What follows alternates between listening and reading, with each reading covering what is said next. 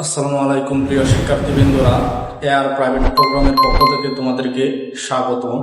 আমাদের ধারাবাহিক ক্লাসে আজকে আমাদের আলোচনার বিষয় হচ্ছে বীজগাণিতিক রাশি অনুশীলনী 3.1-এর 49 পৃষ্ঠা 7 নাম্বার ম্যাথটি নিয়ে আজকে আমি আলোচনা করব। তো কথা না বাড়িয়ে চলো শুরু করা যাক।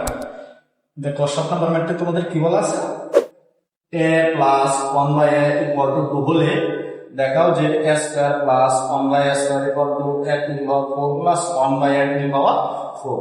যেহেতু বলতে দেখাও যে তার মানে এখানে আমার দুটি পক্ষ আছে। এখানে আমার কয়টি পক্ষ আছে? দুটি পক্ষ আছে। একটি পক্ষ হচ্ছে বাম পক্ষ এবং অপর পক্ষ কি ডান পক্ষ। এবং এগুলো বের করার জন্য আমার একটা ক্লু দেওয়া আছে কি a plus 1/a equal to 4। তাহলে আমার প্রথম কাজ হবে কি, দেওয়া আছে এটা লিখতে হবে। তাহলে দেওয়া আছে a plus 1/a is equal to 2। তাহলে প্রথমে আমরা বাম পক্ষের মান বের করি। বাম পক্ষ কি আছে? a square plus 1/a square. তাহলে a স্কয়ার প্লাস b স্কয়ারের অনুসিদ্ধান্ত কি? a plus b whole square minus 2ab। উপরে নিচে a কি আমার ভ্যানিশ, তাহলে আমার a প্লাস 1/a এর মান কত আছে? এখানে 2 হোল স্কয়ার মাইনাস 2 এর উপর স্কয়ার বসালে 4 মাইনাস 2, 4 কত 2 মাইনাস করলে কত 2। তাহলে আমি বাম পক্ষের মান কত পেলাম? 2 পেলাম। এবার আমি ডান পক্ষের মানটা বের করি।